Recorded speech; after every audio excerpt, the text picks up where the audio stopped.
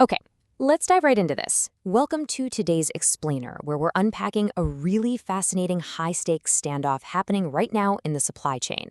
We're looking squarely at the U.S. polymer market for the third week of August 2026. Now, if you've been following the industry lately, you already know we are in this uniquely tense environment where the traditional rules of supply and demand are just colliding in some really unexpected ways. Our insights today are pulled directly from the official Polymer Bazaar Market Intelligence Report. What I absolutely love about this source is that it gets straight to the core of the market's heartbeat, right? Price, prediction, and profit. So today, we're taking their raw, on-the-ground data and translating it into clear, actionable intelligence, so you can understand exactly what forces are moving the American bazaars this week. So here's our roadmap for the explainer. First, we'll look at the August 2026 market setup. Second, the upward pressures on PP and EVA. Third, buyer resistance in PVC. Fourth, the stagnant middle market. And finally, your key takeaways. All right, Section 1, the August 2026 market setup. You know, to really get a grip on the granular price movements of individual materials, we first have to understand the macroeconomic mood of the bazaar as a whole. And right now, that mood is defined by one single powerful constraint: demand was dull. That's essentially the core motif of our entire explainer today. As you read through the source data, this exact phrasing, or variations like weak purchases or low demand, echoes across almost every single material listed. Whether we're talking about domestic buyers or the export market, the baseline condition right now is just a distinct lack of purchasing appetite. It's like this massive gravitational pull dragging downward on the entire pricing structure. Moving into Section 2, upward pressures, specifically looking at PP and EVA. Now, what's really interesting about this is how certain materials aggressively bucked that downward trend we just talked about. Let's look at the cascading effect of raw material costs. For polypropylene, or PP, both export and domestic demand were objectively weak, but honestly, it simply didn't matter. According to the latest U.S. Energy Information Administration data, Mont Belvieu propane closed at roughly 66.4 cents per gallon, and propylene prices rose by 2.8 cents per pound. That upstream feedstock pressure was so immense, it literally overpowered the weak buyer demand. It forced homopolymer grades up $55 to $1,300 per metric ton, and copolymer grades up to $1,365 on an FAS Houston basis. I just want to pause on this number for a second. A $66 per metric ton hike. That is exactly what we saw for both PP copolymer and, as we'll see in just a moment, EVA. In a market that is fundamentally defined by sluggish, dull purchases, a $66 price hike is a massive, highly disruptive jump. It proves for sure that right now, supplier costs are the ones dictating the terms, completely overriding buyer appetite.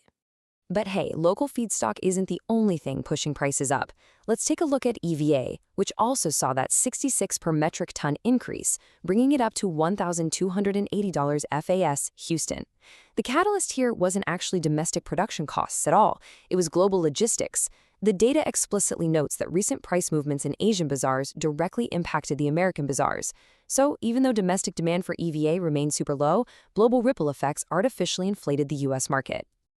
Let's move on to Section 3, buyer resistance, and how PVC drops. Okay, so we've seen what happens when upstream costs force prices up against a buyer's will, right? But here, we actually see what happens when buyers successfully fight back, and it's a perfect illustration of consumer power in the supply chain. For PVC, buyers completely rejected the current market conditions. They didn't just passively experience this dull demand, they actively took to the bazaar sidelines and actively resisted current prices. Because of this unified standoff, suppliers actually had to concede. As a result, PVC prices dropped by $5, landing at $680 per metric ton FAS Houston. Really, it's the one clear victory for buyers in this week's data. Let's move on and see how this builds in Section 4, the stagnant middle market.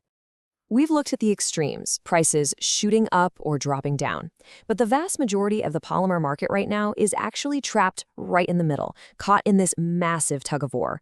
On one side, we have intense upward pressures, right? Higher production costs, tight availability for certain grades, constrained feedstocks. But pulling with equal force on the other side are those downward pressures: weak purchases, dull demand, and buyers sitting on the sidelines. When these two opposing forces meet, they just completely neutralize each other. The result? A market that's pretty much totally frozen in place. You can actually see this neutralization super clearly in the high-density polyethylene, or HDPE, data. Production costs were higher, and the availability of some grades was genuinely tight. In a normal market, that would absolutely trigger a price spike. But because purchases were so incredibly dull, prices were held essentially flat. Injection molding grades stalled out at $1,065 per metric ton, while both blow molding and film grades just locked in at $1,080 FAS Houston. We see a really similar story unfolding with linear low-density polyethylene, LLDPE. The data notes that supply here was actually ample, but demand remained stubbornly dull. This kept hexene at $1,065 and butene at $1,070 per metric ton. However, it's definitely worth noting that the specialized metallocene grades still managed to command a premium. It sat significantly higher at $1,125 per metric ton, which just goes to show that even in a totally stagnant market, specific material properties hold their value. Across the rest of the stagnant board, it's the exact same vibe. Materials are entirely frozen by these conflicting market forces. LDPE sits at $1,275 per metric ton amidst ample supply. PET saw absolutely zero demand improvement, holding stubbornly at $1,540. ABS feedstock costs actually declined, but dull demand kept it totally grounded at 85 cents. Polystyrene faced tight feedstock but weak purchases, keeping general-purpose, high-impact, and expandable grades totally gridlocked. Quite literally, nobody is moving. And that brings us to Section 5, Key Takeaways. We've combed through a lot of granular data today, from propane costs to Asian market ripples. Synthesizing all of this into actionable intelligence leaves us with 4 critical points. First, dull demand is the universal baseline right now. It's heavily suppressing the entire U.S. market. Second, despite that lack of demand, upstream feedstock costs, like propane and propylene, are totally overriding buyer hesitation and forcing significant price hikes in materials like PP. Third, remember, we don't operate in a vacuum. Asian market ripples are strong enough to dictate U.S. pricing for materials like EVA. And finally, PVC is the ultimate proof that when buyers collectively take to the sidelines, they absolutely still possess the power to force price drops. Which really leaves us looking ahead to the future. We've got an immovable object meeting an unstoppable force here. Buyers are firmly planted on the sidelines, totally refusing to purchase, while upstream feedstock supplies just continue to tighten and drive production costs up. So the question I'll leave you with is this. As we transition out of August, who's going to blink first in September's polymer pricing standoff? Are suppliers going to be forced to slash prices to move inventory, or will buyers finally run out of stockpile and be forced to pay the premium? It's going to be fascinating to watch. Thank you so much for joining me for this explainer, and keep a close eye on those bazaars.